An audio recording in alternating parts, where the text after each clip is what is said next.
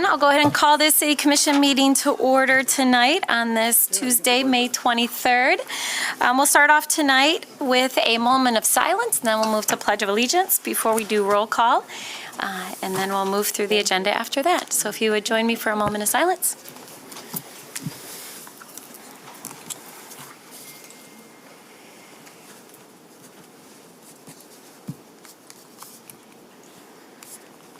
All right, thank you. I pledge allegiance to the flag of the United States of America and to the republic for which it stands, one nation, under God, indivisible, with liberty and justice for all. Thank you. Next, we'll have roll call. Commissioner Knight, Present. Commissioner Robbins, Yes. Commissioner Moody, Present. Commissioner Purdue, Present. Commissioner Asasi, Present. Commissioner O'Connor, Present. Mayor Bliss. Yes. And we do have a translator available tonight, so if you need assistance with translation services, please let us know. You can come on up here to the podium. Do you want to come and share in Spanish, just that if anyone needs assistance? Thank you for being here, by the way. Hola, me llamo Evelyn. Si alguien necesita intérprete en el día de hoy, aquí estoy. Muchas gracias. Thank you. Appreciate it. All right, so a couple things about our evening tonight. We have two opportunities for public comment. The first is public comment on agenda items. So these are items that we talked about and voted on earlier today in one of our standing committee meetings where this body took a vote. So I'll open that up momentarily. And then we don't have any scheduled public hearings. And then if you want to speak on something that is not on the agenda, I'll open up that public comment period at the end of the meeting. So a few reminders, this is an official city business meeting. And so we ask that you take a look at those meeting procedures up there. When you come to the podium, we ask that you share your name, the city that you live in. We'll give you up to 3 minutes to speak. And then we also ask that when somebody is speaking, that you refrain from interrupting them. Everyone has a right to be heard without being interrupted. If you interrupt, that can be considered disrupting this meeting. This is a formal meeting, so disrupting the meeting is a misdemeanor under law. If you disrupt this meeting, I will give you a warning. After that first warning, I will ask you to leave. All right, with that, I'll open up public comment for agenda items. So when you come for this item, we ask that you be explicit on what agenda item that you're speaking to. So if you want to speak to CD number 3 or fiscal committee number 2, please be specific about that. Is there anyone here to speak on an agenda item that we're voting on tonight?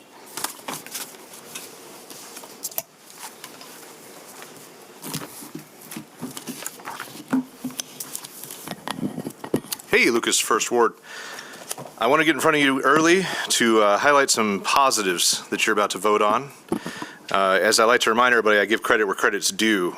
And since you're not great at promoting your own positives, I want to pitch in where I can.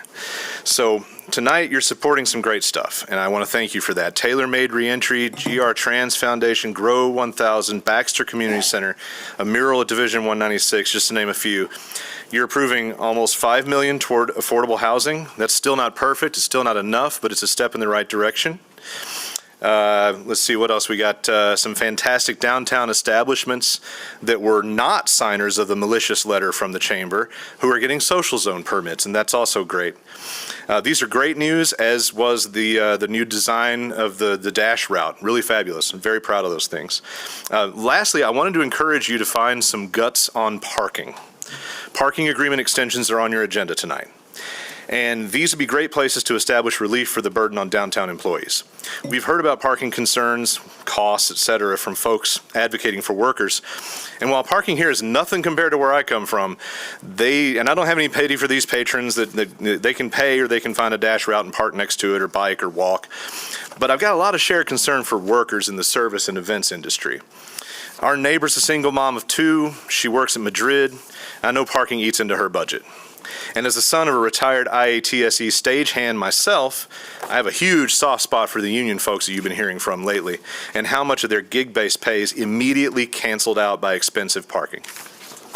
The operators of the buildings that you own, Performance Hall, Convention Center, Arena, they should be obligated by these agreements to provide package discount pricing for workers. And in these agreements, you should be obligated to facilitate that. I know it's not hard because, Mayor Bliss, I have the validation in my wallet still from our coffee chat back in January. It's good in any city lot, and it's good through 2095. I'm saving that for an expensive garage one day. It's likely too late to change these agreements unless you have the political willpower and a route to pull them from the agenda and somehow amend them, but I'd ask that you consider making these things happen in some other way, and then incorporate that worker relief in all future arrangements. Again, thanks for all this good news tonight. Now go promote it. All right, thank you. Others wish to be heard on agenda items?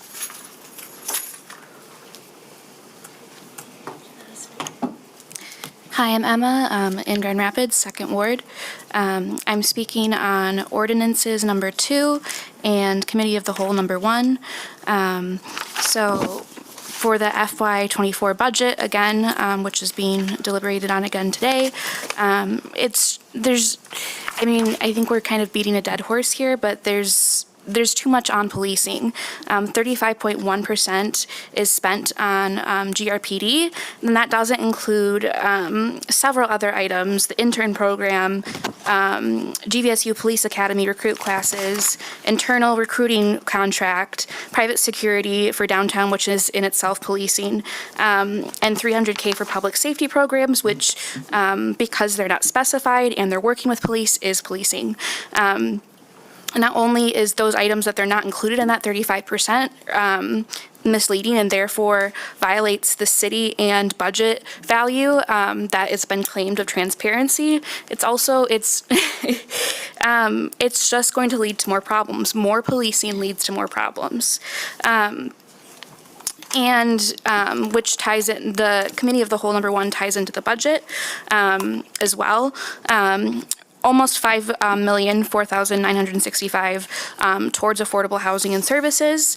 And I'm reading through that, and I see that there was a receipt of applications, not a receipt, but like applications were received for $32 million in projects. And only, $5 million roughly is being spent.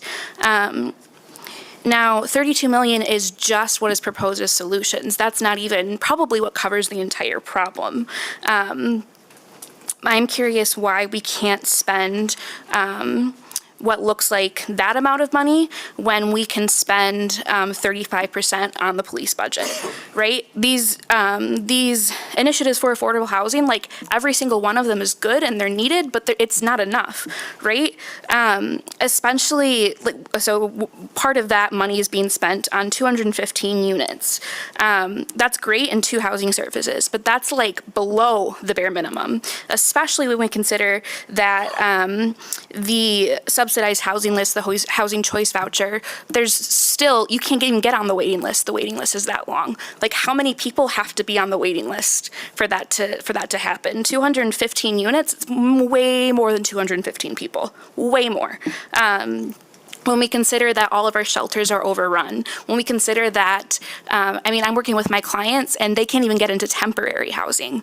It's a disaster. I'm sure you know that the housing is a disaster. So why is money not being spent on it versus something that makes it look like money's being spent on it?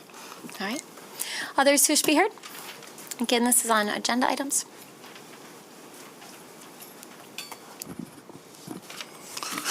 Hello, friends. Mark from Grand Rapids.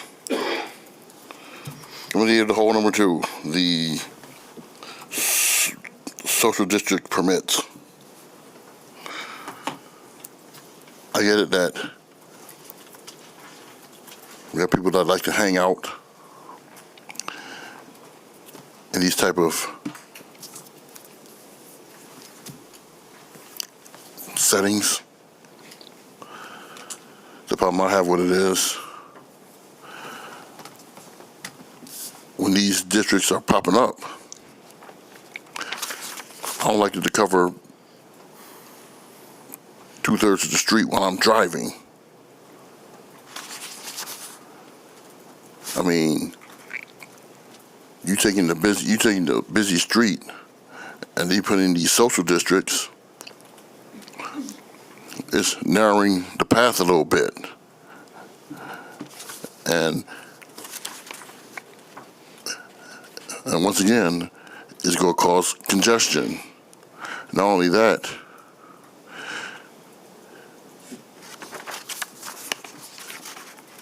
people will have to drive like they're driving through a minefield just to avoid being the barriers and at the same time not get hit by oncoming traffic.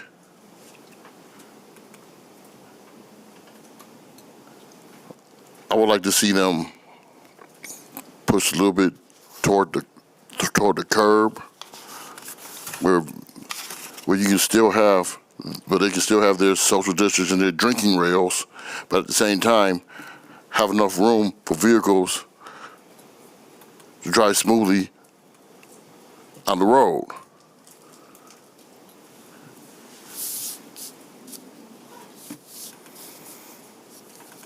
You know, I don't like to see something where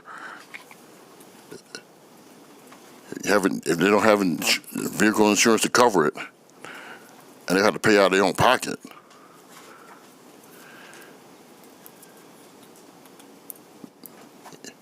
You know, and you got nutcases out there who like to drive like who drive like fools, go try to run somebody in them social district barriers. So the districts are good, but there has to be more done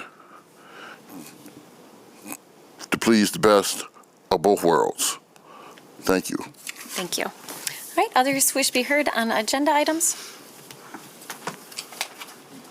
Good evening, Mayor, Good evening. Commissioners, staff. Daniel Scott, longtime resident of the city, and more importantly, a follower of the Lord Jesus Christ. I'd like to commend you on the funds you're allocating for affordable housing. And again, I would like to give my request that some of those units might be available for these poor women who are with child, unexpectedly, maybe unwantingly, that are considering having the baby destroyed through abortion, but instead make it possible for these dear ladies and their dear children to afford a place to live. That's the driving force with many of their decisions, and I would like to appeal for you to do that. Secondly, I'd like to commend, his name is Lieutenant Witkowski. Forgive me if I'm mispronouncing his name. I happened to be by the river when he and his people were cleaning up the homeless camps. For someone who has ministered to the homeless for over 40 years here in the city, I had a nice conversation with him and his staff, the fire department, the homeless team, and Affordable housing. I want to commend you that they had a lot of compassion, and they gave me the history of the events there. It wasn't a sporadic event, but it was well-planned, well thought out, and I know you may catch a lot of grief for what maybe happened there. Mr. Scott, is this related to an agenda item? I was just trying to encourage you, Okay, thanks. but I'll end if that's what you want. Well, I want to stick to agenda items Housing, only. it goes under the housing Okay. canopy, I think, Okay, all right? thanks. So again, you may hear a lot of negative response, but after talking to that team, I sensed a lot of compassion, and just wanted to commend you. All right. Okay. Thanks. Appreciate it. Thank you. Thanks. All right, anyone else wishes to be heard?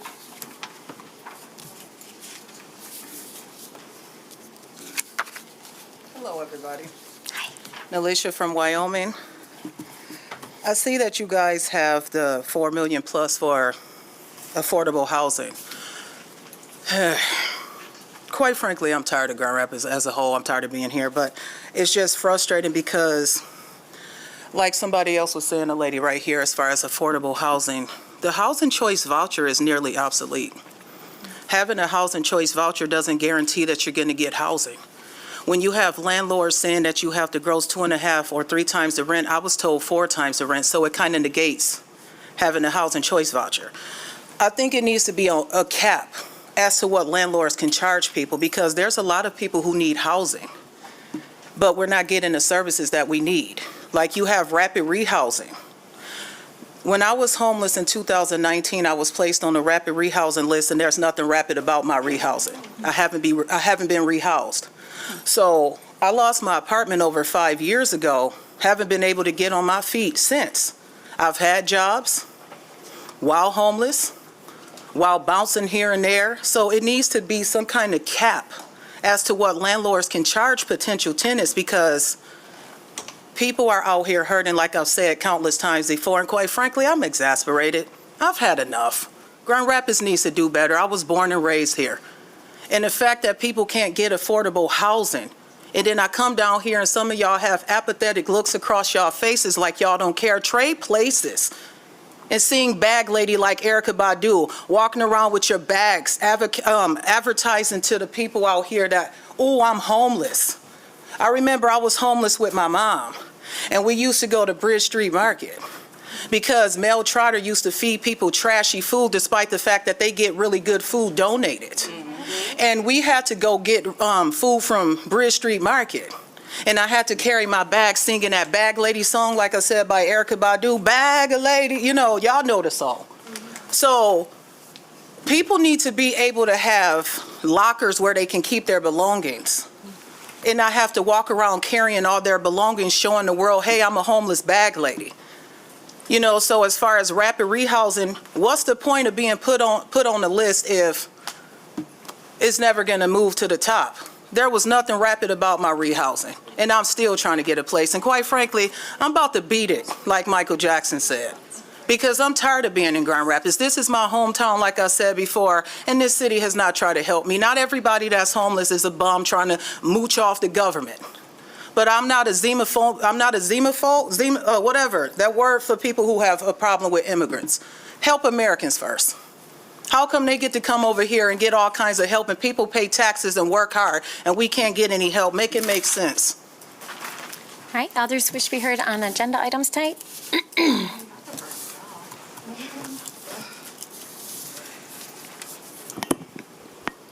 Hi, I'm speaking to the police budget, to housing, in the oh so many crises we continue to face but get ignored.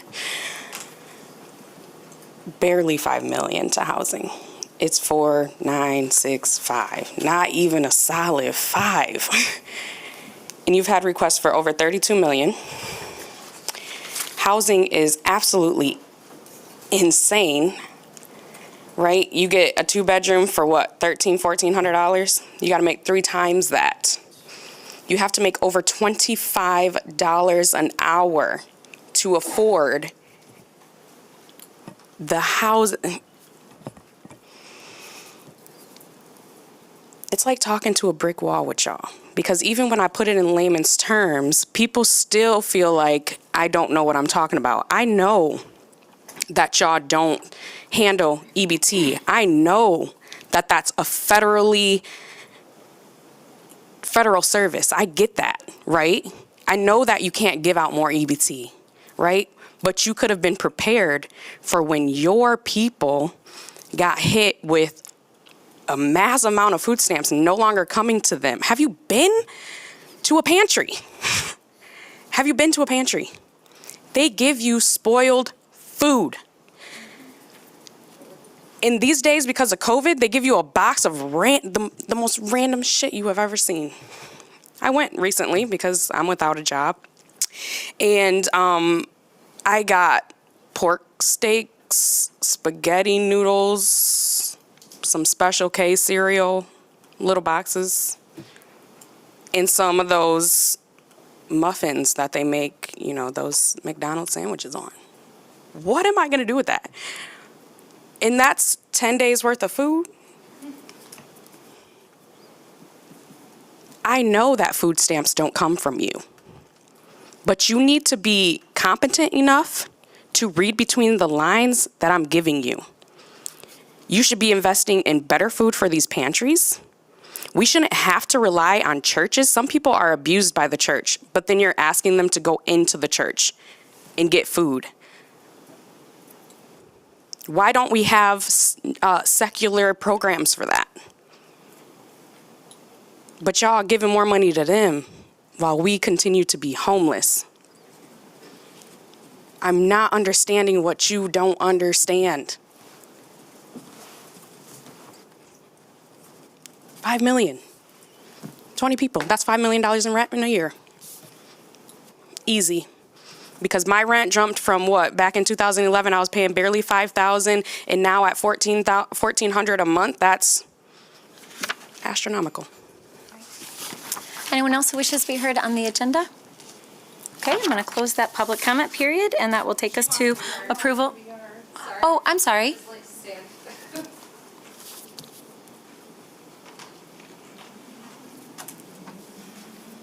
Hi there, Amanda Moore from the 3rd Ward. Wanted to comment on Ordinance 2, the budget adoption. Just mentioning that I'm really excited to see some recycling pilots and compost pilots, seeing multifamily recycling programs, really trying to pilot that and see how it goes. I'd encourage you all to pay close attention to that moving forward.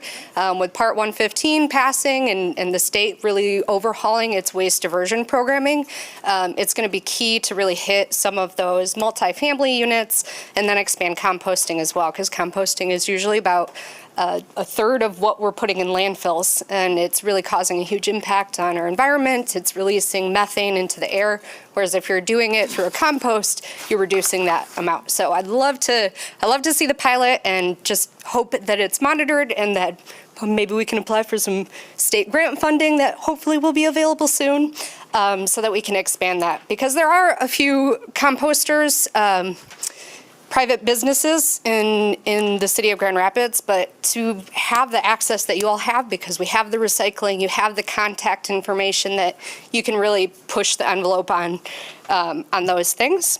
Also wanted to say that I'm happy to see some investment, some dollars really going into mobility. I think some of you know me and know that I'm very passionate about transportation access, because those of us with the least privilege often are the ones that are biking, are walking, are put in these situations where there's a lot more incidents and not as much protection for folks in that.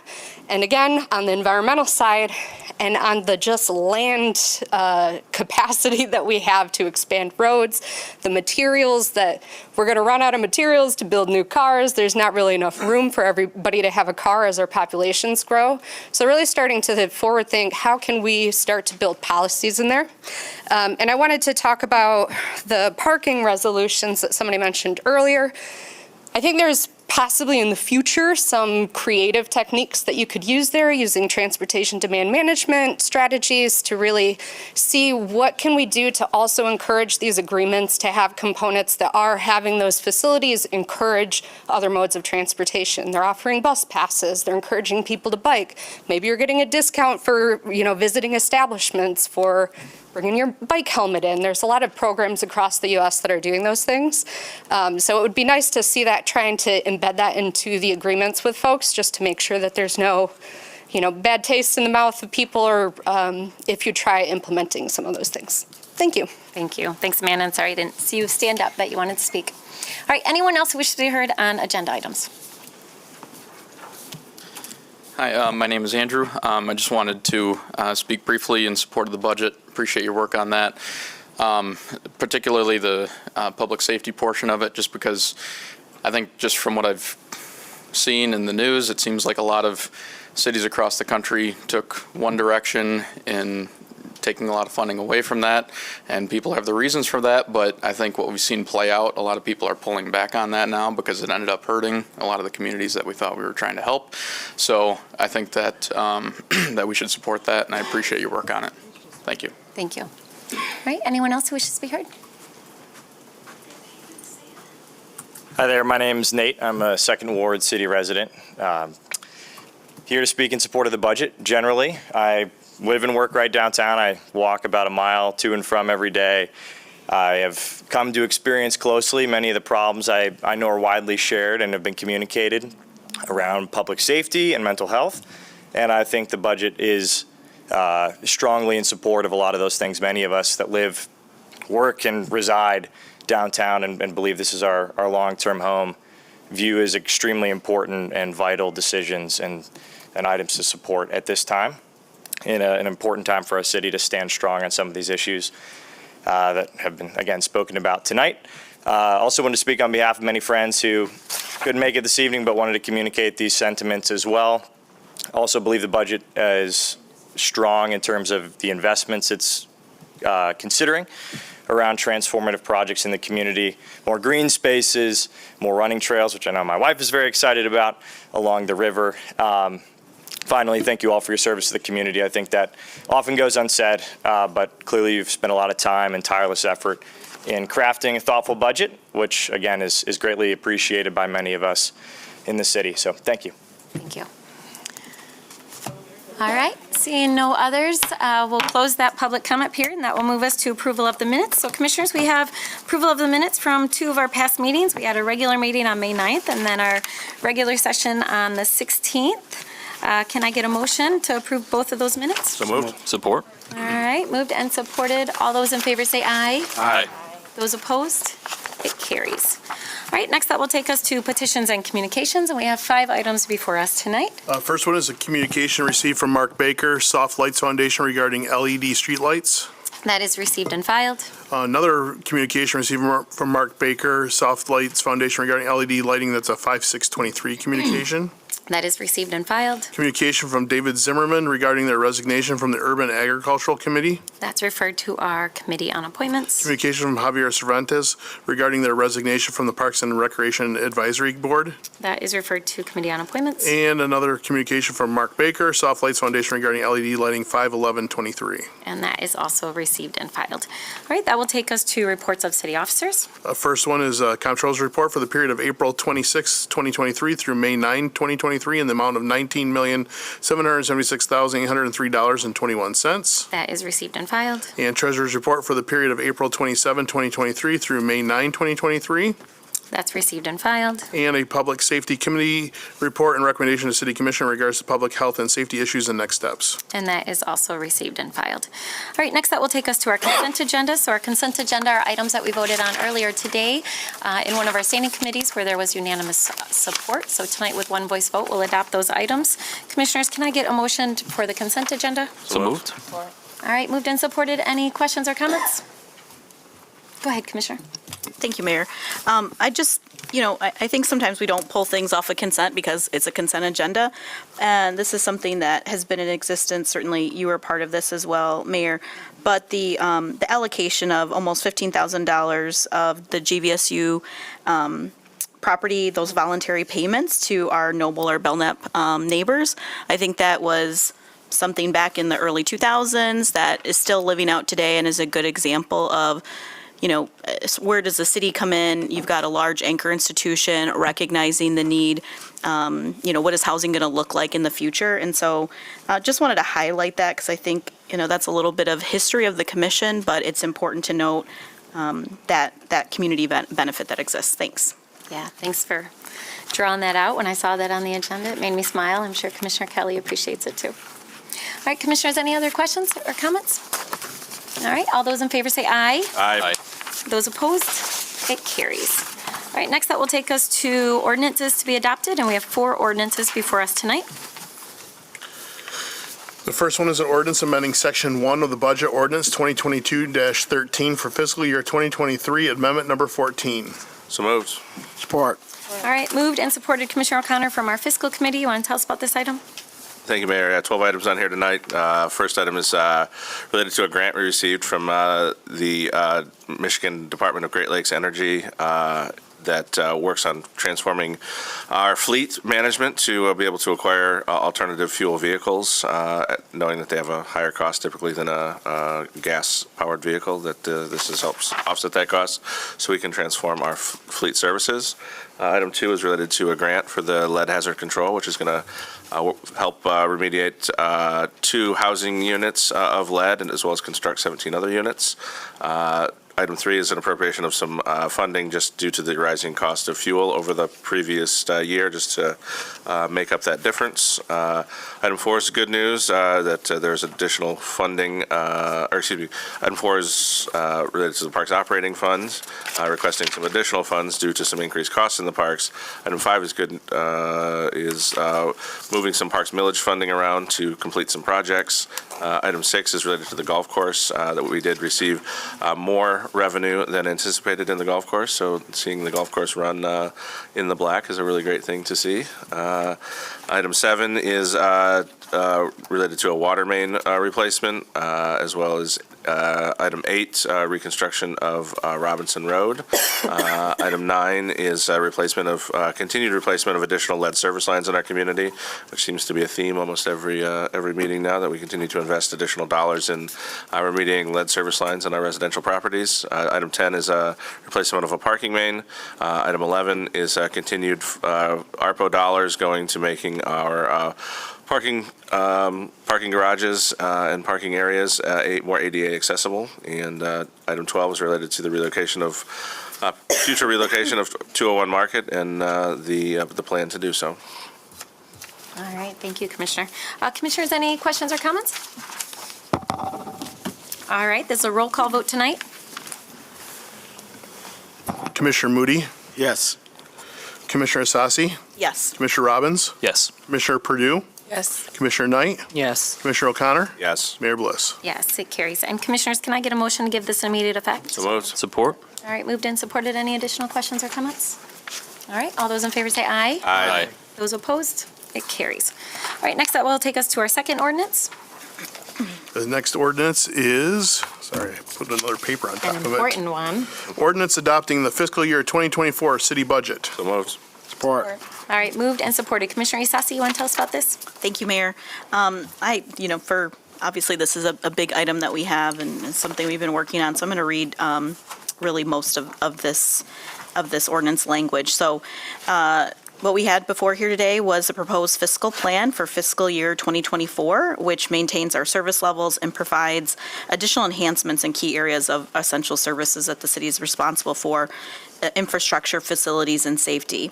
On April 25th, the body was presented with our city manager's FY24 preliminary fiscal plan with appropriations totaling $644 million.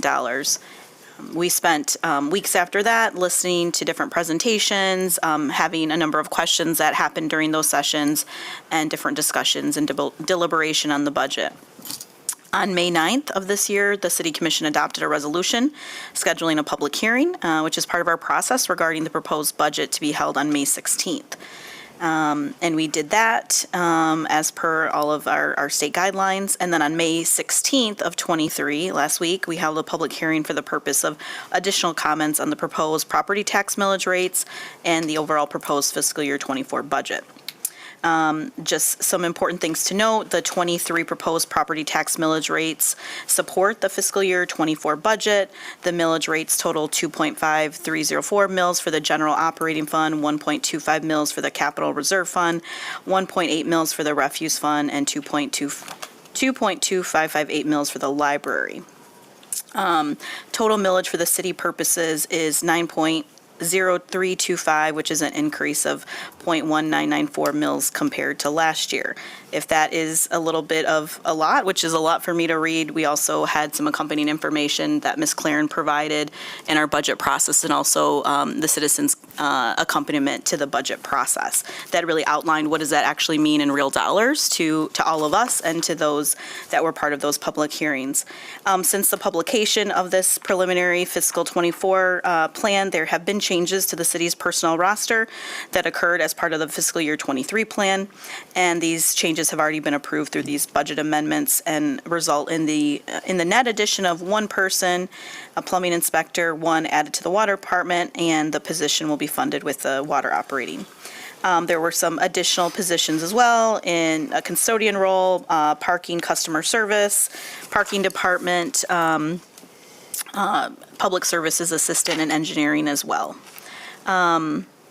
In total, these changes bring the fiscal year 2024 proposed personal roster count from 1,687 per that preliminary plan to 1,691, and are overviewed in the detailed document. So obviously, personnel costs is a large amount of our budget, and so it's important to highlight those. Thank you, Mayor. Yeah, thank you. Good overview. Commissioners, any questions or comments? All right, seeing none, it's a roll call vote, so I'll turn to our city clerk. Commissioner Asasi? Yes. Commissioner Robbins? Yes. Commissioner Purdue? Yes. Commissioner Knight? Yes. Commissioner O'Connor? Yes. Commissioner Moody? Yes. Mayor Bliss? Yes, it carries. All right, that will take us to our third ordinance before us tonight. Ordinance amending Section 10.58 of Article 4, Chapter 181, Title 10 of the Code of City of Grand Rapids, entitled Operation of Meters. So moved. Support. All right, moved and supported. Commissioner Purdue, you want to tell us about this? Yes. Okay. Oh, sorry, Mr. Dearmore's. Nope. No, All right. Your plan, Mayor. The purpose of Commissioner Purdue. Yes, thank you. The purpose of this amendment is to change the established central city district boundary to be bounded by the Downtown Development Authority boundary, also known as the Downtown District or Downtown Development Area Number 1, as described in Section 1.905 of Chapter 21 of the City Code. This came before us at the Committee of the Whole on May 9th. It comes to us for adoption, and as City Clerk led with, this will impact parking meter operations. Great. And we do have Mr. Nairmore available if we have questions. So, commissioners, any questions about this item? No? Okay. We'll go ahead and have the city clerk call the roll. Commissioner Robbins? Yes. Commissioner Purdue? Yes. Commissioner Knight? Yes. Commissioner O'Connor? Yes. Commissioner Moody? Yes. Commissioner Asasi? Yes. Mayor Bliss? Yes, it carries. All right, and that will take us to our fourth ordinance before us tonight. It's a consideration of a major amendment to a planned redevelopment district at 526 Maynard Avenue to incorporate a child care center into an approved development project. So moved. Support. All right, moved and supported. Commissioner Moody, you want to tell us about this one? Yes, ma'am, Madam Mayor. On May 9th, 2023 of this year, the City Commission established on May 23rd, 2023 as a date for the City Commission to consider a major amendment to a previously approved plan redevelopment district. The amendment is requested to incorporate a chemical child care center into an approved 240-unit multifamily housing development intended to provide an income restricted workforce housing. I want to make sure I got that right. Income restricted workforce housing. The development will include several buildings with 1, 2, and 3 bedroom apartments targeted to renters earning between 40 to 80% of the area median income. On the July 21, 2020, the City Commission adopted an ordinance recommended by the Planning Commission to amend the previously adopted program to facilitate the construction of a 240 dwelling unit and 5 to 4-story buildings in lieu of the original intended 24 single-family home site. Thanks, Commissioner. Commissioners, any questions or comments on this item? Oh, one more thing. Oh, sure. City Go ahead. Manager. Yeah. On February 10, 2022, the Planning Commission approved a request for the minor deviation of the approved plan, most notably the relocation of the North Entry Drive and the provisions for additional parking and additional height in portion of the building to 67 feet at the rear of the site of the building. Yeah, thanks. Appreciate that. It's a good project. Commissioners, any questions or comments? All right, with that, we'll do roll call. Commissioner Purdue? Yes. Commissioner Knight? Yes. Commissioner O'Connor? Yes. Commissioner Moody? Yes. Commissioner Asasi? Yes. Commissioner Robbins? Yes. Mayor Bliss? Yes, it carries. All right, thank you, Commissioners. That will take us to our last opportunity for public comment tonight. So if you're here to speak on any other item, you're welcome to come forward. Again, we ask that you share your name, the city that you live in, and we'll give you up to 3 minutes to speak.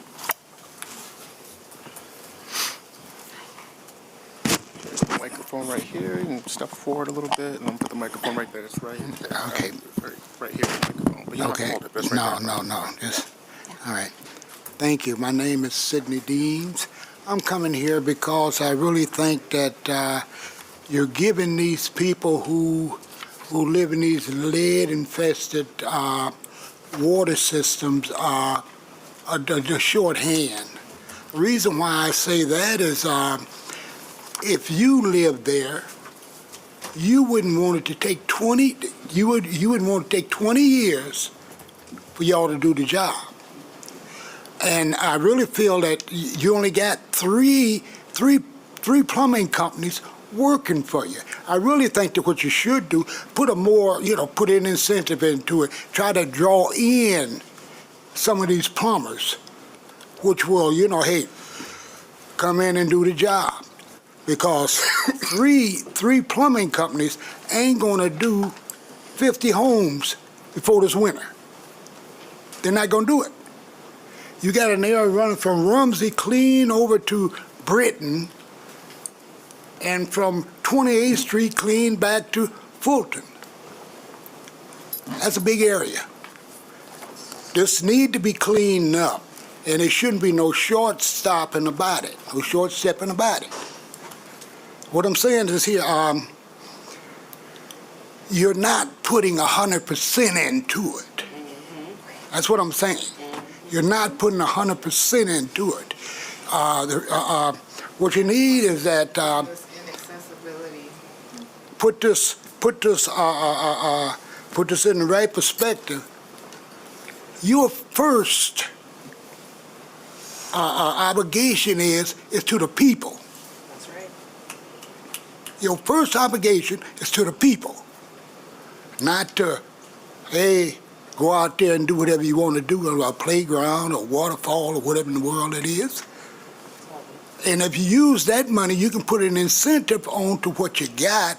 If I'm not mistaken, the people who own the homes is the one who pays for that line being put in. So the city ain't putting nothing up. You can't say you're putting anything up. Put it in for the people. The people need this done. Because one child being infected, that lead poison getting in their mind, it can ruin their mind. A little 3-year-old, it'll happen quicker to a 3-year-old than a grown person. It can mess their minds up. And y'all playing them short. You're playing them cheap. And it's not right. You supposed to be the, my God, you know what I'm trying to say. You're supposed to be the caretakers. I put it that way. The caretakers of this part of the land for which you call Grand Rapids, Kent County. Thank you. Sir, your time's up. Thank you. Thank you. Thank you. All right, others wish to be heard?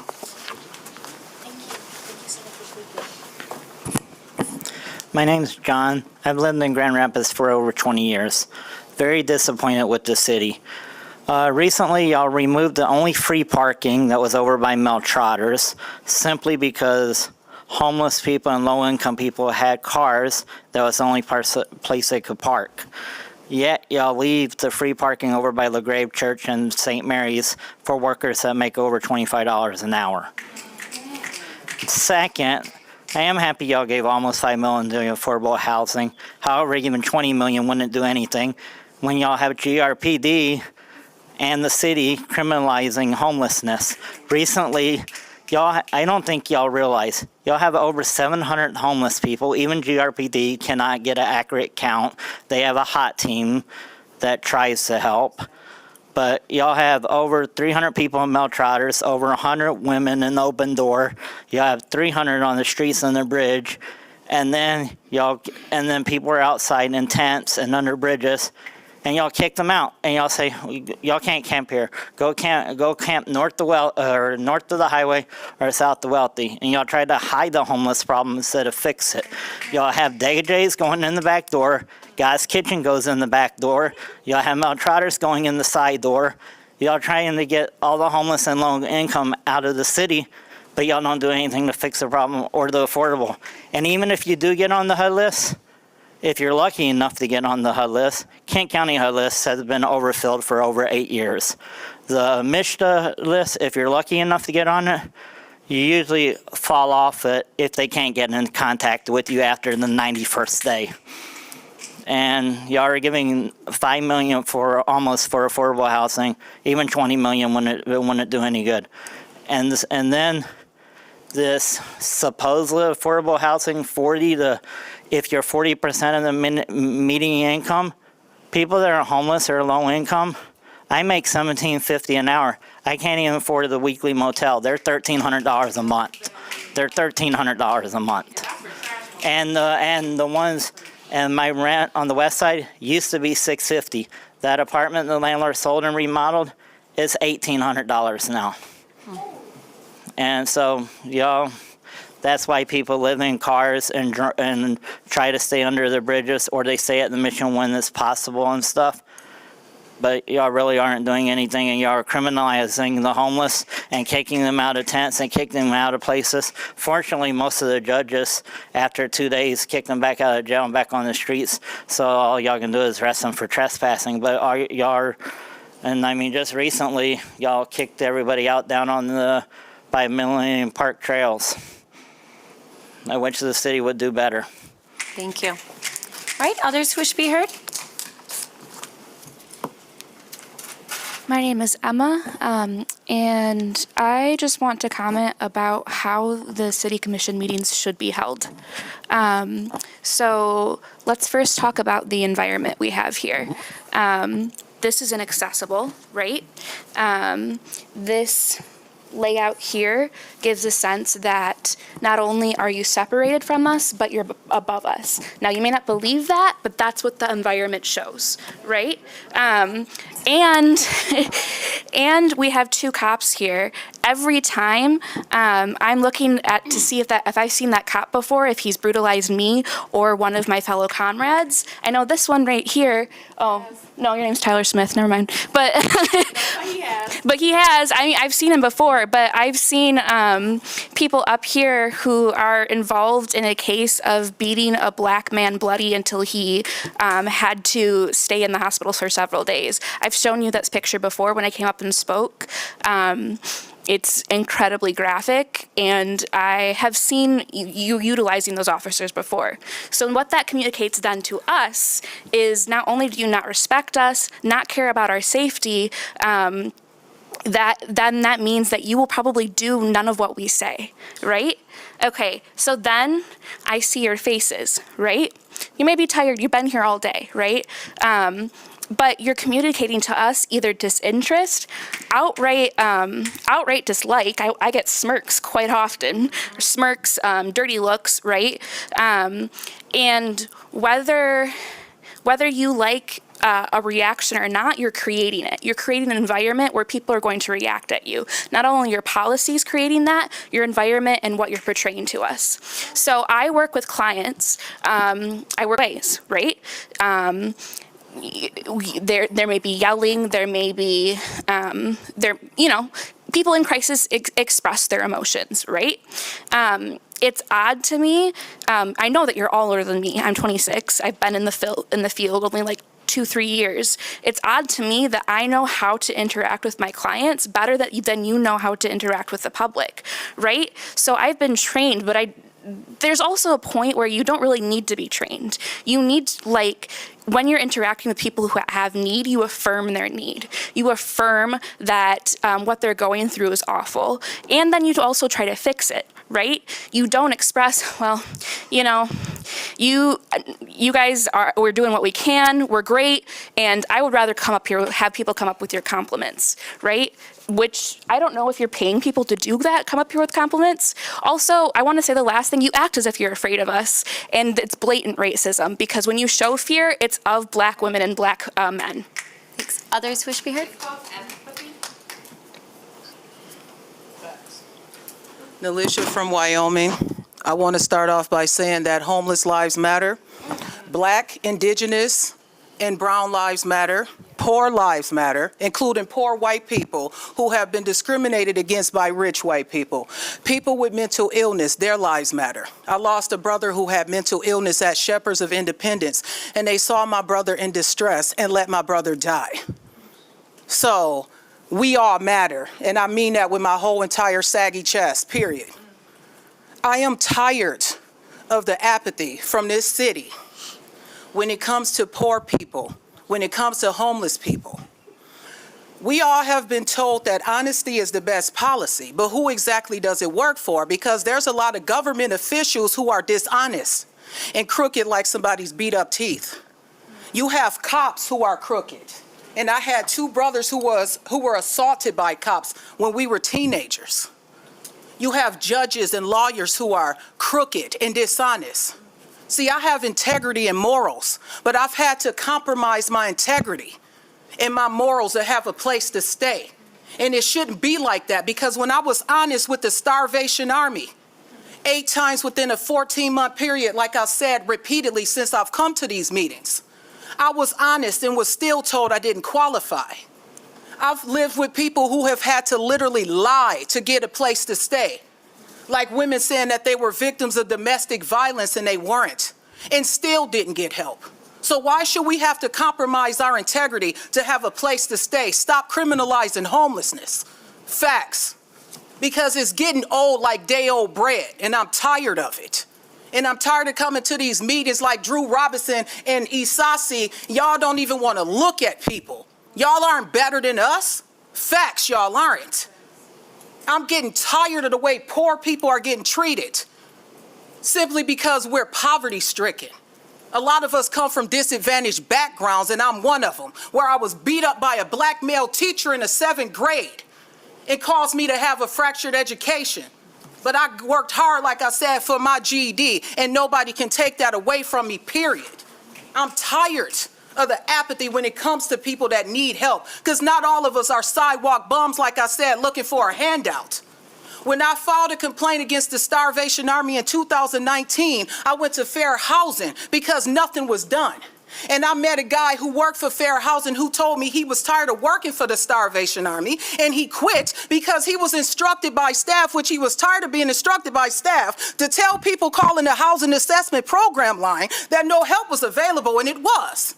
So we're expected to be law-abiding citizens while people in power don't even abide by the same laws that they have the caucasity to put in place. All right, others who wish to be heard?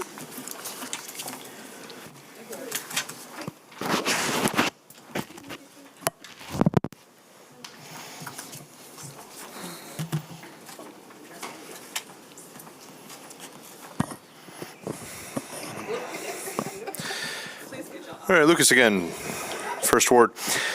A month ago, a handful of white nationalist instigators created a cascade of disruption by antagonizing young activists in this room.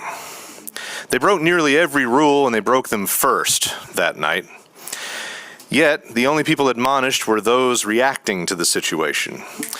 The people surrounded by the police were not the bigoted old women, it was the black and brown young activists. One of whom was threatened with arrest and asked to leave. No consequence for the instigator verbally threatening and menacing a young lady. That incident will be soon reported for criminal charges, because the most disgusting online rhetoric of these people where they defame community members on the internet might be protected speech, but their threats are not. Why is that a threat? This is America, where nutty old people shoot kids at the sound of a doorbell or murder young people for being in the wrong driveway. You never know which brainwashed nut hopped up on misinformation and xenophobia might be about to lose it. Ignoring that is how we get insurrections and governor kidnappings. The fictions spread by SafeGR and the Chamber these last few months contribute to this culture of delusion, and the blood rendered by various maniacs is on their hands when they see fit to lie and mislead for the almighty dollar or to lick boots. The murder of Jordan Neely is proof of where America is and where police culture stands on the subject. People ask, why are some of you so angry? Because these individuals are so unhinged at the notion that their racial, economic, religious, and social dominance is coming to an end, that they've repeatedly chosen violence, and they get away with it. Do you know what it's like to live in a city that was bombed on Christmas Day by this exact breed of paranoid nut? I do. It changes the way you evaluate right-wing threats. So yeah, I come in hot on some issues. They've decided we're at war, a war of words online, but also one that runs down parades by car. One where shopping centers are attacked by gunmen with Nazi tattoos. One where governments literally tonight, right now, are in session being infiltrated by lawless zealots bent on theocracy the next county over. Where police lack concern for all that, and only applying force to the people that are going to inherit whatever's left of this democracy, it further erodes our trust. And when we see a jingoistic cop bro attitude from the deputy chief on his Facebook page, it shows us where our leaders stand where it comes to true law and order. I still believe this can be a stubbornly optimistic situation, and I look forward to you making leadership choices that disavow these people. All right, others wish to be heard?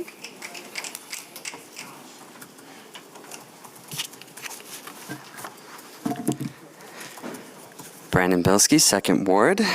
I am reticent to speak about this budget because I see that we have abundance here in Grand Rapids, and while increasingly we speak to equity, we hold meetings for equity, we hold meetings for the need for housing, we put a optics approved amount of funding towards these issues, but at the end of the day, so many people still suffer that while we try towards equity, we're not equitable. And so to see your remarks, Mark Washington, in the news to say that our budget aligns with our values, well, I would say our values run way deeper than what our budget can currently afford us. That with $600 million, and I'm wondering what truly is now the police budget overall if we're going to insistently put in so much money, but we're still struggling to find recruits because the job itself has been so diminished. And why is that? So the solution is more than just the money we can throw at it. And maybe the way they're doing things is not efficient or effective. So the sense of crime prevention, why Cure Violence is so promising, is that we're addressing the economic needs that maybe it's not at your feet, maybe the county failed us, maybe the national market is terrible, but the fact that so much is still going wrong and we're not seeing it's normal means. If you're making everyone happy and voting unanimously, even the 3rd Ward, which is suffering in a structurally violent way, in a white supremacist way, it's blatantly factually there, that there's poverty there, that there's deep, deep poverty there. And this budget does not reflect equity. So as our city manager, to say it aligns with our values means I feel obligated, even though it's difficult, to come up here and say, wow, to say why. And maybe your position has something to do with it. Maybe the need for your PR mandate has something to do with it. Maybe the need of the normal means of city business is just a little bit more than what the needs of our community have. And if democracy were here, if we had thousands of people able to come here and speak, we'd have a very different budget. All right, others wish to be heard?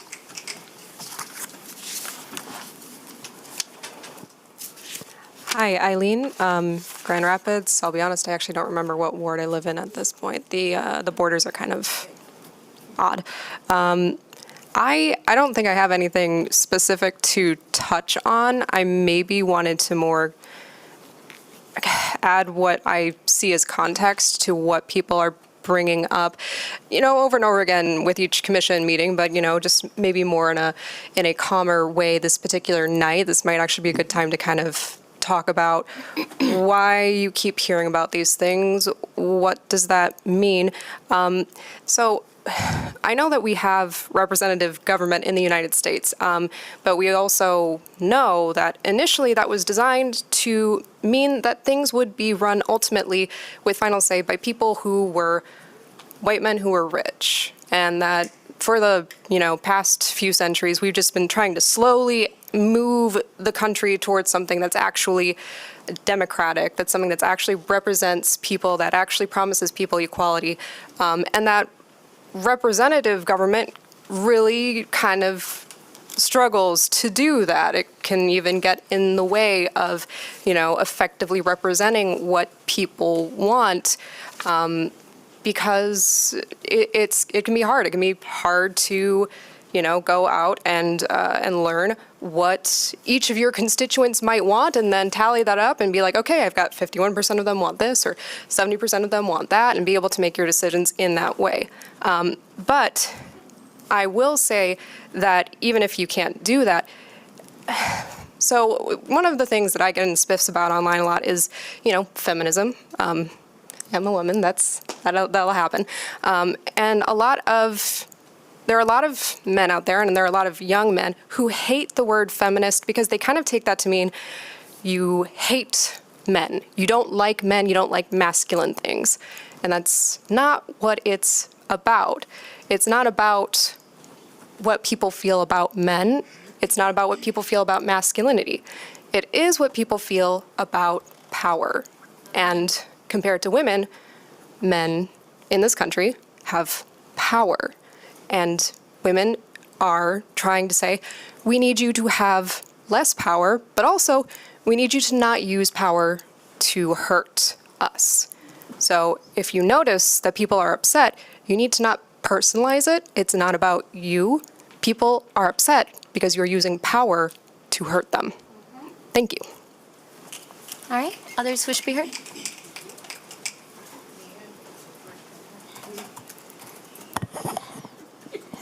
Mark Beck.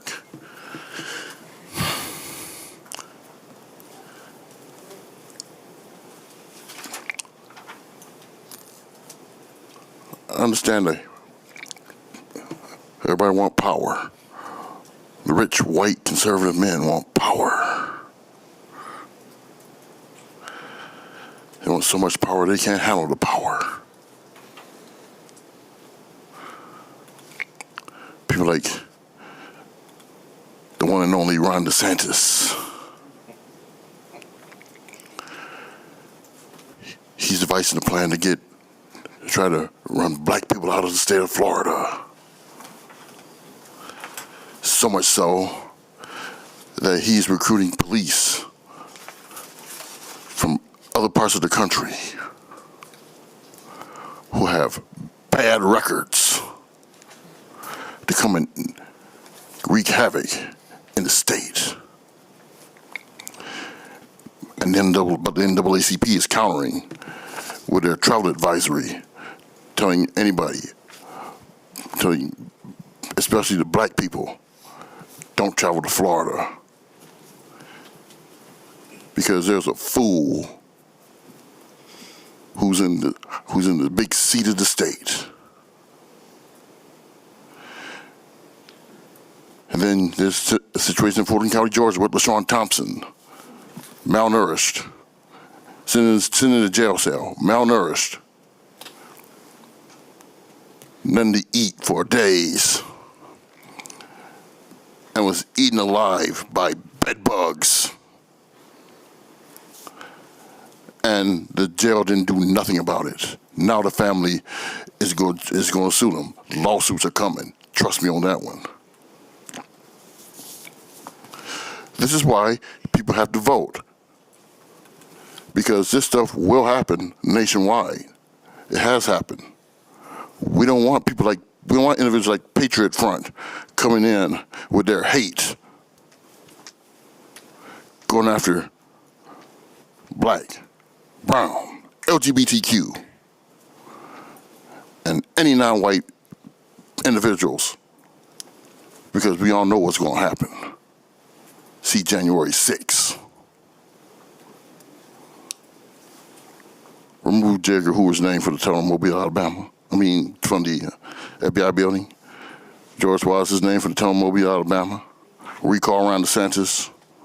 Justice for Patrick Leoya, Jordan Neely, and LaShawn Thompson, and boycott Swanson. Thank you very much. Thank you. All right, others wish to be heard? Good evening, I'm Libby, I'm from the Second Ward. I was going to come here tonight, I really only wanted to talk a little bit again about the idea of police getting drones, but listening to other people, I kind of want to go through that really quickly. I was reading some stuff from the chief recently where he talked about how what would prevent the police from misusing this technology was going to be policy training, and I forget, there was one other thing he kept listing. And he said that several times now, and I just want to remind you all that everything that Grand Rapids Police have done in the past, 6 years, from holding up guns to children for being in the road, you know the list, the district attorney that, drunk driving on the wrong way, all that stuff, they did have policy and procedure and training, and it still did not keep them from violating their public trust, from abusing their power. So if you guys are going to consider giving them the access to these drones, I really, really want you guys to consider different ways to make sure that they can be held responsible, because I don't believe for a minute one of those cops will not abuse that technology. Don't believe it, not at all. I mean, I'm trying to help a friend right now who has a woman who accidentally married a Grand Rapids police officer who beat the shit out of her, and she has until June to get out of the house that he owns. And she's screwed because she married this cop. So, I want to be clear. We know it may not be this one, it may not be the 3 in the back of the room, but it's going to be one of them. We know it will happen because it happens everywhere. So please, please, please, before you give away our privacy, really, really think about it. The next thing I want to talk about really quickly here is listening to everybody talk about rent. You often say, Mayor, that we don't build housing, but we do own housing. The city of Grand Rapids has several housing developments that we have, like one down on Leonard. I think there's one on Lake Michigan Drive by Union. There's one on Adams and Fuller and Ransom Towers, I think. These are owned by us, I believe. No, they're owned by the state. I got that wrong. But we can make policy about rent control. My neighbor is about to move out of the state to try to live somewhere else. He rented his three-bedroom house, 1,500 square feet for $2,700 in less than 10 minutes. There is not one house on my street, and one of them is a piece of crap, and it rents for $2,300. It's a 2-bedroom, 1,300 square foot house, and it's out of control. It's more than what the mortgage on the place is. I mean, it's like twice as much as my mortgage, and that's irresponsible. If we can make renters keep their places up to some degree, we can find a way to limit what they can charge. Thanks, Libby. All right, others wish to be heard?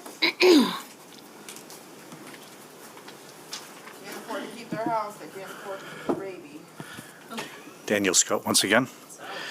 I was not able to be here 2 weeks ago, so I'd like to wish all mothers here belated Happy Mother's Day. In my opinion, every day is Mother's Day. But I would like to make note that half of the babies murdered at 320 East Fulton are little ladies. Never had the opportunity to become a mother. I've informed you many times before, Mayor Bliss and commissioners, that I pray for you every day. Not individually, but as a group. And you as well, Mr. Washington, because I realize that your work is not easy. Again, it was displayed several weeks ago. The same night that Pastor Miguel Lorenzo was here and very compassionately communicated that he prays for you every Wednesday, Mayor Bliss by name and the rest of you.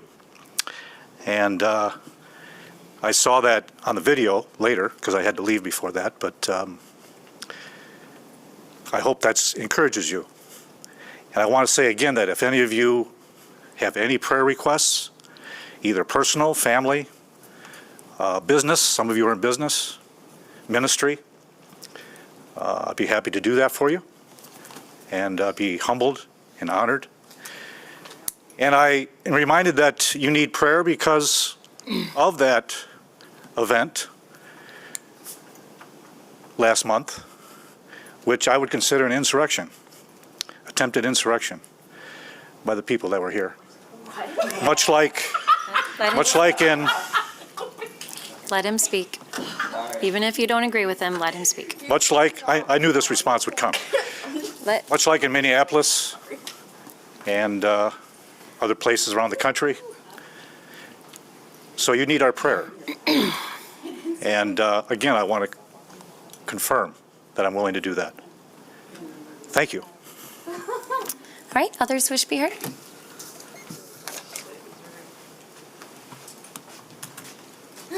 There, Amanda from the Third Ward. Surprise, surprise, coming to talk about transportation. As some of you may know, the Grand Valley Metro Council is doing their transportation demand management. What does that mean? I don't know. They did not have a communication professional helping them define their titles.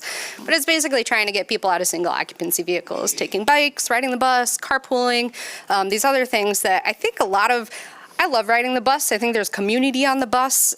You get to know the people, you get to know the drivers. But when we look at it, it is mostly people under the poverty line, a majority of it that are riding transit. And it's hard to say, like, how do you convince a person that's accustomed to driving, that's a behavior, to change their behavior and do something else? It's really tricky. It takes more than just saying, hey, how about you do this? And a lot of what's been effective in other communities to help deter it is really working on building partnerships with businesses and organizations to implement policies that provide incentives. They aren't demanding that you don't ride a vehicle, it's providing incentives to do it.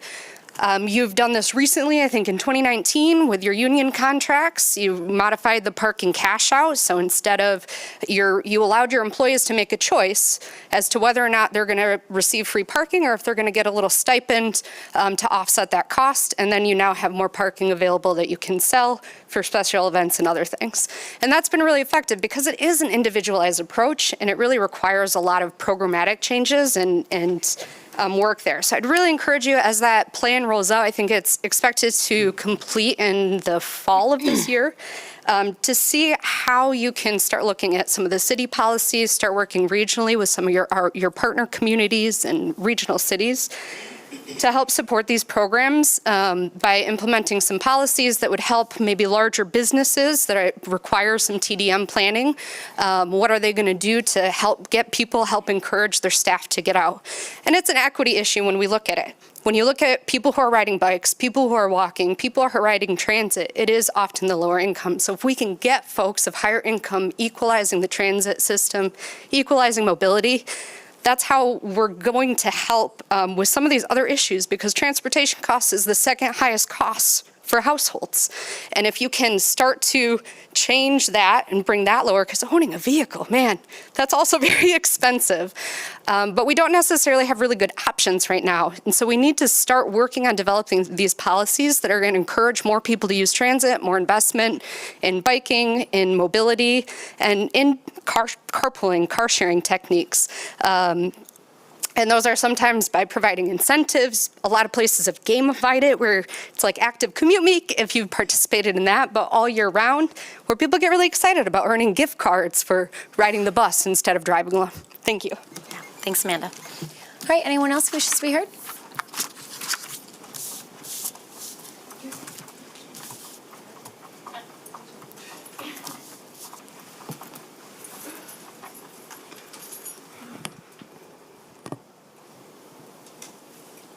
Stash loved my comment about undressing people with his eyes. Crazy. Anyways, Kai, I don't really have too much to say. I just want to really take up your time.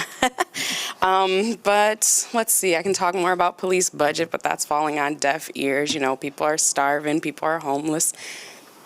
All the things you already know. My fans out there are loving me. Shout out to you. Made it on the wall of shame here for these Blue Lives. They got their own Facebook page, so that's pretty awesome. You know, being recognized for all that I do and whatnot. Sad to see Mima the insurrectionist is not here today. Would have really loved for her to see that shirt. But yeah, Grand Rapids is failing its people. You're failing yourselves. Look at her. You just waiting to call harassment, ain't you? Just waiting. It's so sad that if you're a person of color, you have to approach bliss with caution. Like the so many white women in this country accusing people of color for making them uncomfortable. What a privilege that must be. What a privilege it must be for all of y'all to live in the times that we live in right now. Rent, that ain't nothing but pocket change in your pockets. Food, nothing but pocket change for you.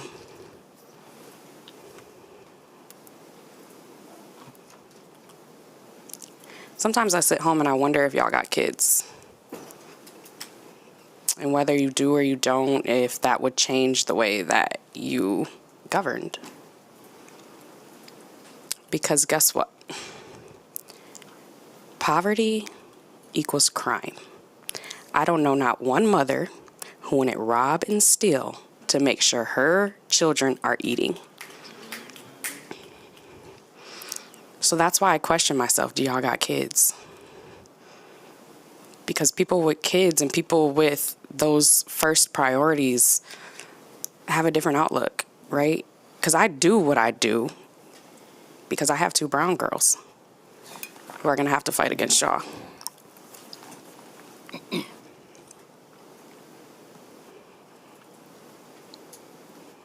don't think you do have kids, do you, Bliss? And that's not a hit at you if you can't have kids. It's not no disrespect in that. But what I'm saying is you become a different person with different priorities. All right, others who wish to be heard? All right, seeing none, I'm going to close that public comment period. I will turn to my colleagues here. And we'll start down here tonight with Commissioner Knight. Thank you, Mayor. First of all, I thank everybody for their sacrifice in sharing their pain, their hurts, their thoughts, their ideas about this community. Being new to this commission, I remember sitting on the other side thinking about how I was just going to get with everybody. Because I didn't understand a whole lot of things. And I have so much lived experience that I feel the pain of the people that come to this dais, that come in this space every other week to bare their souls about things that they cannot control and things that we all wish could change with the snap of a finger. And I mean for real pain, because I've been homeless. I've been without food. I do have a whole lot of kids. And I have worked and hustled and scraped and done everything I possibly could. And I know that pain of not being able to take care of yours when you look down at those 2 pennies and you try to make $200. I know what it's like to have my stuff put at the corner because I couldn't pay my rent, for my lights to be cut off, to see a car hauled down the street on the back of a tow truck. And it pains me when our people hurt. I've worked in organizations where I've sat in a room with people who called organizations for help and listened to how they degraded them and mistreated them. I've seen people not be able to get something just to feel safe at night and to protect their families and protect themselves. I've come close to having children removed. So yeah, I've got some lived experience. But I know we have a long way to go. Passing this budget, yep, it was a big deal. Almost like the government has to pass the debt ceiling, or people won't get their food stamps or their Social Security or be able to pay their bills. That's a huge thing. And it was a huge thing for me because it's the first time that I've ever had to encounter it. And there are a lot of things that I saw that probably didn't sit real well with me. And I question it. And there are things that I know in the future that we can fight for and we can change. That's what I see our purpose being here, right? To serve the community. But before I was here, I was there. And I make no bones about it. I'm not ashamed to tell it.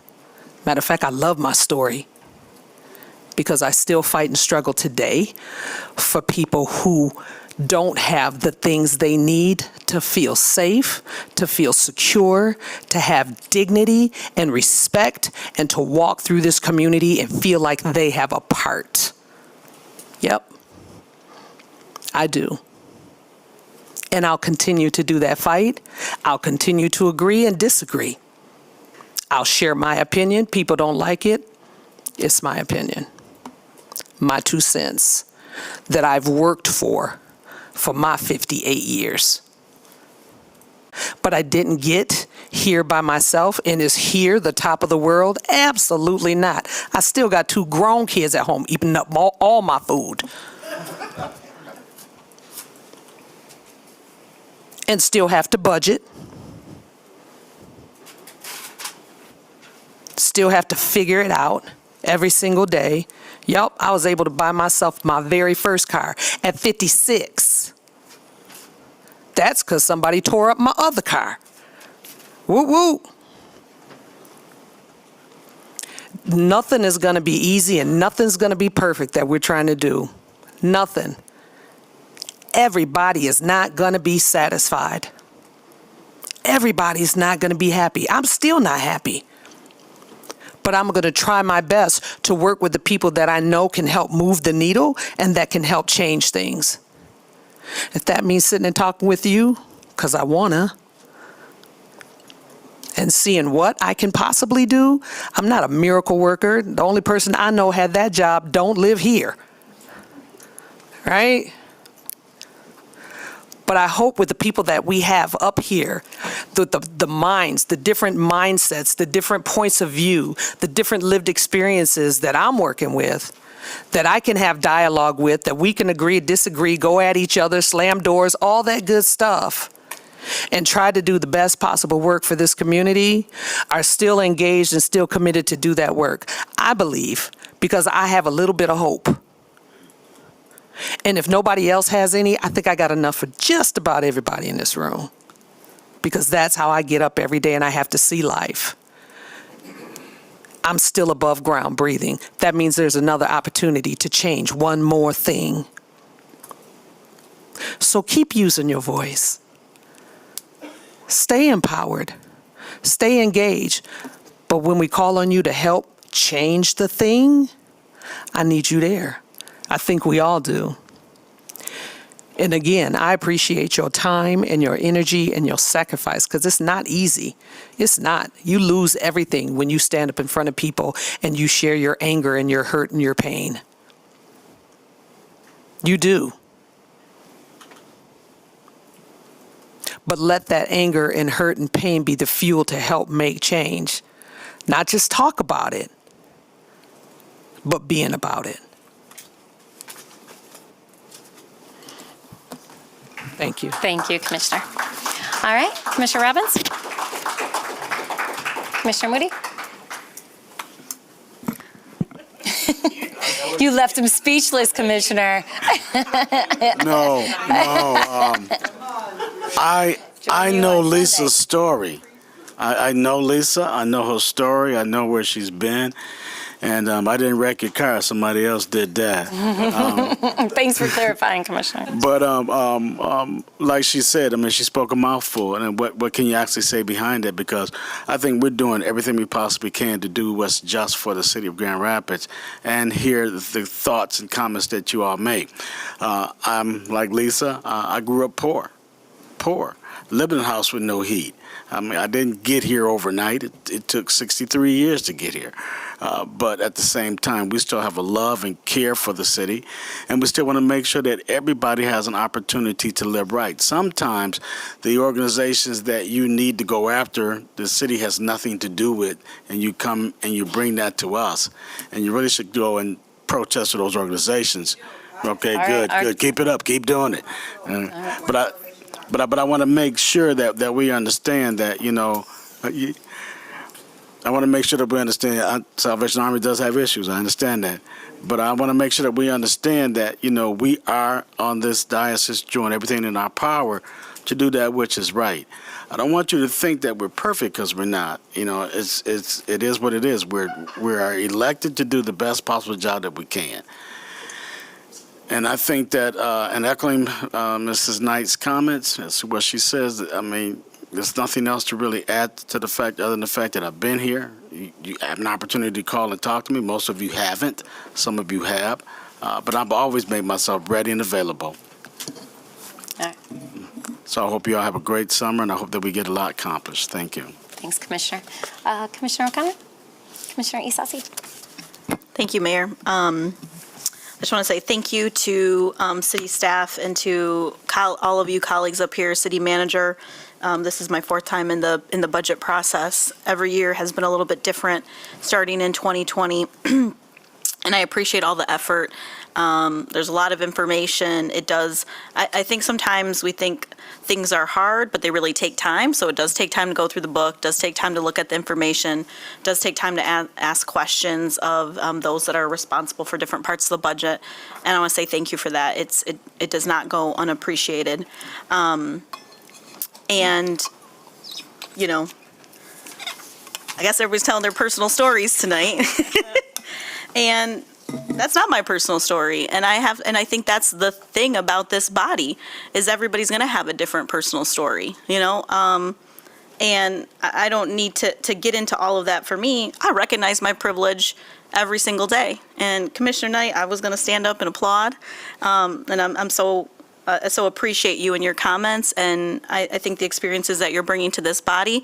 But the reality is, what maybe some people don't know is that you were bringing those experiences when we worked together in the nonprofit sector. So this isn't new. This isn't new for many of us. Many of us have worked in those spaces. And we know that oftentimes I said it today in public safety, we're going and talking about how great we are. Just ask us, look at our annual report, look at the people we're giving awards to. And nonprofits is like, I think I told you today, it was just, you're hustling all the time to get more money. And so I think Commissioner Moody, you said this, is like multi-million-dollar organizations, in this community, across the state, across this country. The look on my face sometimes in this meeting, I think, is because I'm like, this world is so messed up. Like, there are so many things that are so frustrating, whether it's sending my uncle $100 worth of food so he doesn't have to eat prison food that is spoiled and rancid. And to know that not everybody has that, whether it's to make those phone calls that are exorbitant, whether it's to loan somebody out money because they don't have enough, whether it's like hearing about like student loan debt and hearing that things are gonna. So I say all that because my face is like that sometimes, because I'm like, I don't know how we got here. I also know I didn't create it. All of you didn't create it, but it's sometimes the heaviness of what is presented. I saw you on TV, Lucas, talking to GRPS about, some of those dynamics as it relates, to guns in schools. That's overwhelming. So I think sometimes it is the heaviness and the overwhelming. I don't have kids because I didn't want to have kids. So I'll just put that out there. And then lastly, and my husband didn't either. So good for me. And no, I didn't miss the point, and I'm not going to go back and forth with you. And so, I think that is what is all about these narrative pieces that are happening. We had different narratives. There's a narrative of nothing is being done. I won't accept that narrative. There's a narrative that you don't care about individuals. I won't accept that narrative. Well, I'll accept the narrative that our systems are broken. I'll accept the narrative that we don't spend money in all the right places. I'll accept the narrative that systems are not aligned. I won't accept narratives that this city is turning into a community that is going to be a ghost town. So there's narratives on both ends, and I won't accept any of them. All I will accept is that individuals can have different points of view, can disagree all day long. I'm sitting next to my disagreement buddy of somebody that I often don't agree with. But I feel like we can go forward and have a conversation.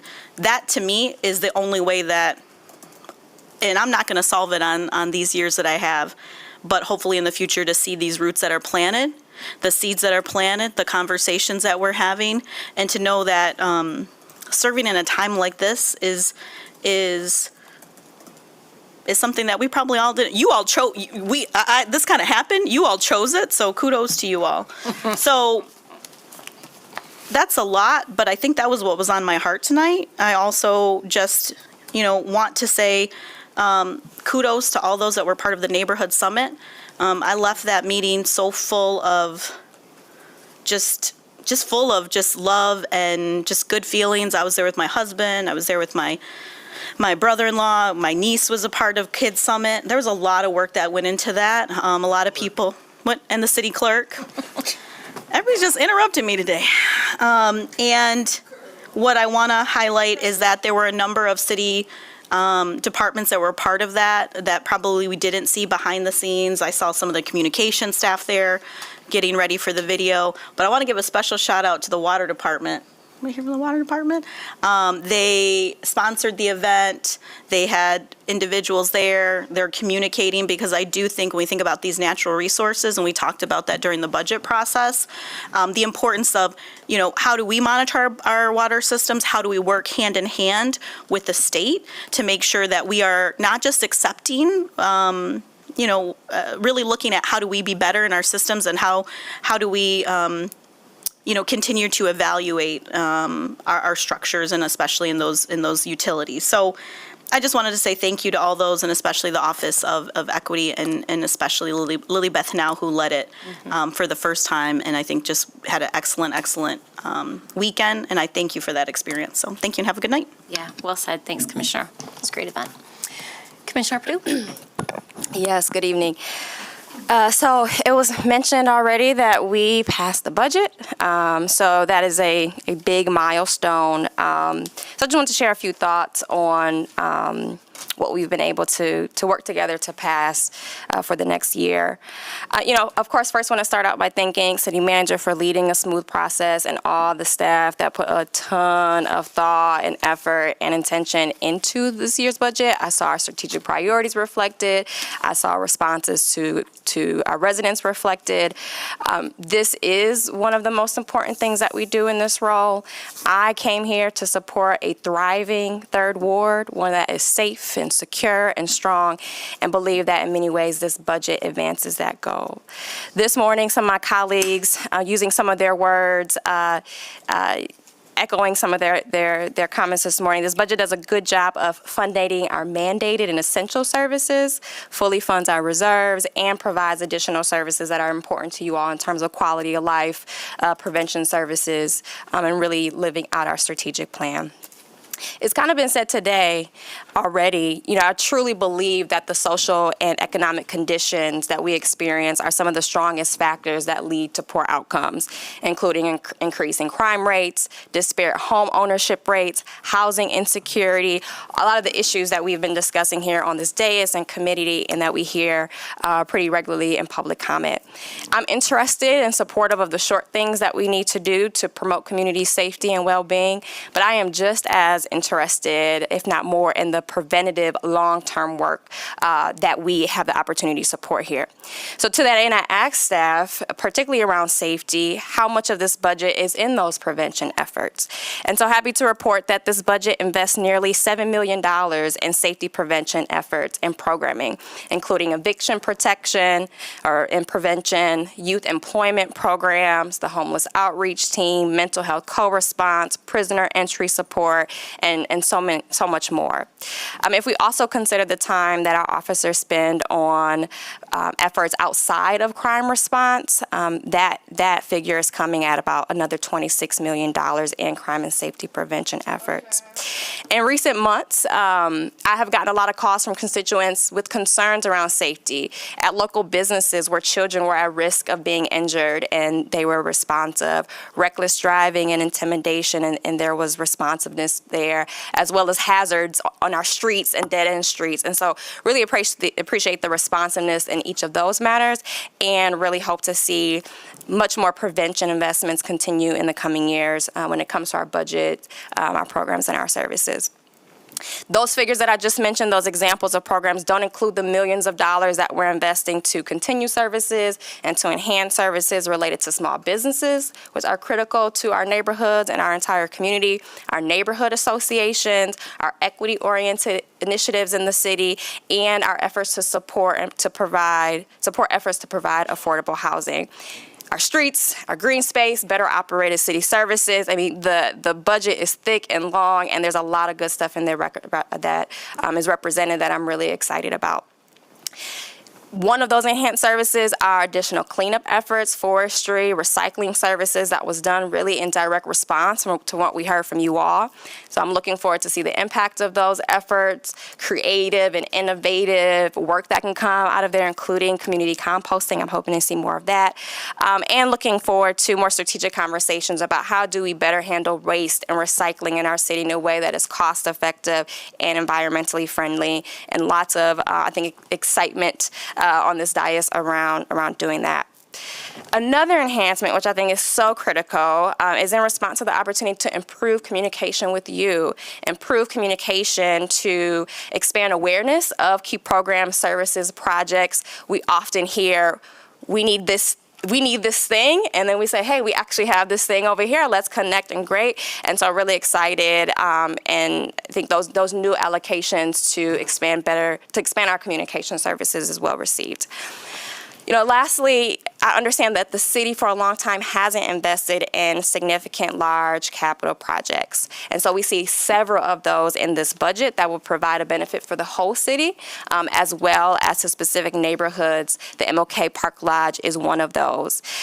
Yet I have to say that in some of our early budget presentations, we looked at conservative forecasts and projections, and it says that the city might be in a deficit in a few years. And so I know we'll keep our eye on that. Today we proved with our budget the plans to take out loans to support a lot of those capital projects. And I know that if the conditions change or if some of those conservative estimates ring true, that I'm confident that we will revisit those plans so we can ensure that we are fiscally responsible. So all that to say, all that is great, right? And all that shows up in our budget. But, most importantly, we all know that the city cannot do this alone. That's why you all are here. That's why you do what you do, whether it's in your personal time and many of us professionally and kind of our work time. It does take every sector, every industry, every organization type, and residents to join together to move our city forward. I mean, there's no other way around it. We all must bring our seat to the table, ask what we can do with excellence, and roll up our sleeves and get it done. And so I believe that this budget, along with dozens of items we've passed over the last 5 months that I've been here, and many decisions to come, are evidence of this body doing just that, of moving beyond conversation and getting to action, and really seeking to truly be responsive to much of the feedback that we hear, particularly related to those social and economic conditions that really create the outcomes that we all experience in our city. So for the next few years, while I'm proud of the budget that we passed, I hope to continue to build upon that, create even stronger budgets, really invest in outcomes. We talk a lot about creating a healthy business climate. I want to see us invest and talk strongly as a community about creating a healthy human climate.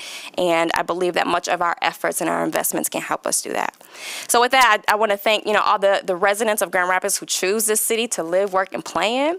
And I especially want to recognize those who have been keeping their eyes on the issues with us, who understand the gaps, who are collaborating on solutions across industries, across sectors, across decision makers. Everyone has the right to criticize government. I think most of us got here because we criticized the government, and we said change wasn't happening fast enough. We think we could do a better job, get us up there, right? So do know that much of, I understand that much of our criticism really grows from a place of unmet need. It grows from a place of a frustratingly slow pace of change and from a commitment to truly make things better. So I'm here.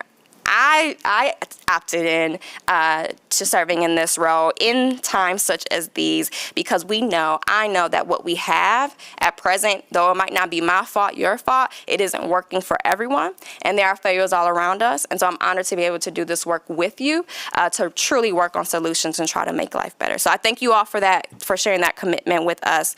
And again, just want to close by again thanking my colleagues, thanking city staff, and thanking the residents of Grand Rapids for a productive budget season. And lastly, one of my colleagues talked about hope. And a few years ago, I was losing hope. I mean, it was a low, low place. As someone who has been involved in advocacy and community service for literally as long as I can remember. But I read a book by Austin Channing Brown called I'm Still Here. And she refers to something called the shadow of hope. And she gave the example of, at some point in our history, we had tens and hundreds of thousands of enslaved persons who, as far back as they looked or as far forward as they looked, could only see the continuation of slavery, right? How can you have hope through that? But look where we are, right? Probably could never have imagined or fathomed. And so she connected that to us now. Though it might be so hard to see, we might not see in our lifetime the true change that we desire, true equity, true systems in a society that works for all of us. The way that I have been able to keep going over these past few years, especially, is to do what she did, and that is standing sometimes in the shadow of hope and just do the work. And do our part. So with that, thank you all again. I'm honored to serve you, and I thank you for being a part of our community. Thank you. Thanks, Commissioner. Thanks for those comments. Appreciate it. City Clerk? Yeah, just briefly. It was good to be part of the summit for just a little bit to talk about the nuts and bolts of running for office and things that are looking at, what some of those key dates in 2024. But just walking through at the summit, the energy, it was a little bit smaller, condensed space than spread out at Grand Valley. And I think, I don't know if that made it more conducive for just that atmosphere in the room. And as I saw people doing conversations and music and community art happening, it was a great event. Proposal 2 of 2022 for election stuff. As many of you know, the legislature has been working on weapons and some labor issues and various things at the beginning of their term. But some of we're watching the elections of what's going to be coming down. They passed one part of Proposal 2, having to deal with military and overseas ballots, that they can be tabulated if they're postmarked by the correct date, but they come in after. And so I sit on the work group with the Secretary of State, some other clerks, and election community that's working on some of the implementation bills that's going to expand. Obviously, the biggest part of that expansion is going to be at least 9 days of early voting. So we're watching that as it goes through the process, and what does that mean for elections budgets in the future, and also just gives our voters a little bit more opportunities to use different tools to vote rather than just on one day. Or having to or if they can watch their ballot go into a tabulator rather than just an envelope. So those are things that are kind of coming election-wise, coming down the pike. Thanks. Thanks for your work on that, Commissioner. I almost called you Commissioner. City Clerk. City Attorney. Just a quick point of clarity: as you hold every level of government accountable, which you should, because it's every level of government that impacts your lives. The city cannot do rent control. There's state law that's very clear. It's one of the ones that are in black and white, it's not gray, that the city cannot do rent control. So for a change there, you need to seek out your state legislation. Thanks, City Attorney. City Manager. Thanks, Mayor. Being mindful of the time and all that's been said, I just want to share a word of gratitude to, first of all, you for your policy work that you've done throughout the year, but also specifically over the past month over the budget and your deliberation. And so I thank you for your thoughtful consideration. I also appreciate the work of the the staff that has helped to craft this budget, from the executive office team, the department directors, as well as our fiscal services staff, and everyone else who have really worked nights and weekends, literally, to help put together a very complex financing recommendation. And so we simplified in the Citizens Guide. I would encourage all of those of you who have not seen it to take advantage of it, but it is the result of a lot of hard working professionals, so I appreciate that. Also would like to remind the public of our next Community Night Out meeting, which is on June the 13th at Gerald Ford Middle School, and we'll be having more information on the details shortly. And I would like to recognize tonight his first City Commission meeting, evening meeting, I believe, is our intern from the Executive Office, Long Ho, who's here. Wave your hand. And he is recently graduated from GVSU and is a graduate MPA student now. So we appreciate him being here. All right, thanks, City Manager. With that, we're adjourned.